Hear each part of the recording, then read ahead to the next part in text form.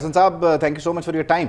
ये जो सारी सूरत हाल है जिसमें एक वक्त में कहा गया कि अगर मैं ये फ़ैसला ना करके जा सका शर्मिंदगी होगी, आज शॉर्ट एंड स्वीट का जो है वो बात कर दी गई और ये भी कह दिया गया कि ये कानून साजी इसका झुकाव किस तरफ है सबके सामने है।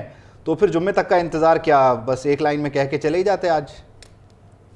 नहीं, ये तो ज़ाहिर बात है, स्वाबदीद है। जजेस ने आपस में मशवरा करना होता है। जैसे आपको मालूम है कि जस्टिस मंसूर अली शाह ने तो आखिरी अयाम में बार बार कहा और इसरार किया कि chief justice supreme court of Pakistan इस मामले के ऊपर फुल कोर्ट तश्कील दें।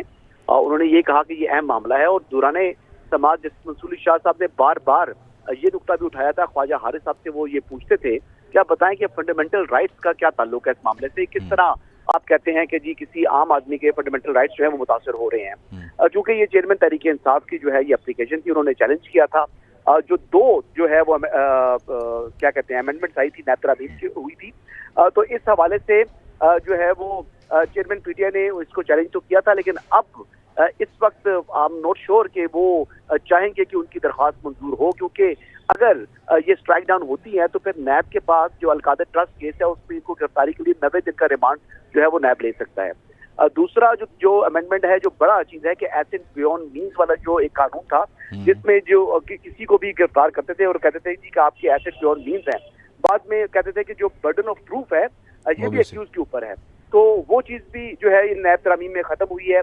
और जो तीसरी अहम लेकिन ये जिन चीज़ों की तरफ आप इशारा कर रहे हैं हसन अयूब साहब, आप कह रहे हैं कि अब तहरीक इंसाफ जो है वो नहीं चाहेगी कि उनके हक में, या उन्होंने जिस तनाजुर में ये अपील की थी, ये दरख्वास्त दायर की थी, उस पर फैसला है, लेकिन अब बहुत देर नहीं हो गई, अब शायद कोई बेहतर फैसला ही उन्हें बचा सकता है, दरख्वास्त तो वापस नहीं हो सकती। ज़ाती राय ये है कि इसमें इस तमाम की तमाम तरामीम को तो सुप्रीम कोर्ट का लज़म करार नहीं देगी। इसमें जो मैंने जितना केस सुना है उसमें जो मुझे जजेस का जो ये माइंड जो हुआ महसूस हुआ है, वो इसकी जो चंद शिकें हैं उनको स्ट्राइक डाउन कर सकते हैं। वो कौन सी शिकें हैं ये तो अब उसके ऊपर इस वक्त जो है वो कमेंट करना मुनासिब नहीं होगा, क्योंकि जजमेंट रिजर्व है और अदालत ने वो फैसला सुनाना है। तो अदालत के फैसले से पहले मैं अपना फैसला नहीं सुना सकता। दूसरा ये है कि चीफ जस्टिस उमर बंदियाल ने भी खासा वक्त दिया है। जैसे आप बता रहे हैं कि ये 50 से ज्यादा इसकी हेयरिंग हुई है और मुतअद्दिद हेयरिंग में तो जो ख्वाजा हारिस साहब थे, जो इमरान खान साहब के वकील थे, उन्होंने बहुत टाइम कंज्यूम किया और उसके बाद मखदूम अली खान साहब ने भी जो है अपने दलाइल दिए। फिर इंटरनेशनल आर्बिट्रेशन की वजह से उनको मुझसे बाहर जाना पड़ गया, तो फिर ये जो केस है अल्तवा का शिकार हो गया। अब देखते हैं कि इसके मामले से, क्योंकि देखिए गवर्नमेंट ऑफ द डे को अब ये जो है इस नैब तरामीम को स्ट्राइक डाउन करे जो है जो सुप्रीम कोर्ट, या ना करे, कोई फर्क नहीं पड़ता। ना ही एस्टेब्लिशमेंट को इससे कोई खास फर्क पड़ता है।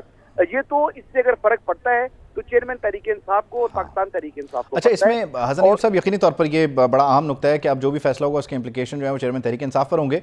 आखिरी कुछ दिन रह गए हैं ऑफिस में और दूसरे साहब भी जो है उनकी भी रिटायरमेंट है, लेकिन वो खैर अपना ओहदा रख सकते हैं। ये जो शारा दस्तूर पर दो लोग जाने वाले थे, इन दोनों के जाने से पहले एक अजीब सी ठंड आई है, तो रावी चैन ही चैन लिख रहा है फिर। जी, रावी चैन ही चैन लिख रहे हैं। रावी ने जो है इमरान खान साहब के मुकदमात से मुतल्लिक, क्योंकि रावी जिससे मिलता है उसके बाद फिर चैन ही चैन हो जाता है। नहीं, वो रावी नहीं मिलता। रावी नहीं मिलता। रावी तो खबर पहुंचाने वाला है, रावी है। आप समझे कि मैं खुद ही रावी हूँ। दुनिया तक जो खबर पहुंचाता हूँ वो मैं ही पहुंचा रहा हूँ। और उसकी बात ये है कि बुनियादी तौर के ऊपर जो चीफ जस्टिस उमर बंदियाल हैं, अगर वो इस वक्त जो बेसिकली ये एक्सपेक्टेड था कि जुडिशियल एक्टिविज्म उनकी जानिब से देखा जाएगा, लेकिन जो इतलात मौसूल हुई कि शायद उनके अपने जो लाइक माइंडेड जजेस हैं वो भी एक्सट्रीम हद के ऊपर जाने को तैयार नहीं थे।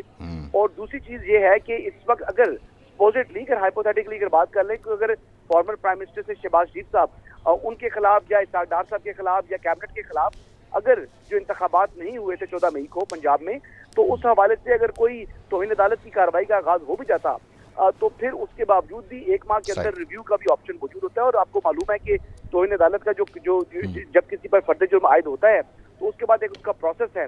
चार्जेस फ्रेम होने के बाद फिर उसने एविडेंस देना है, उसके ऊपर जो है वो यकीनी तौर पर ये कुछ कॉम्प्लिकेशन सीन है। ठीक है हसन अयूब साहब, वक्त की कुछ कमी है, बहुत शुक्रिया, thank you so much for your time.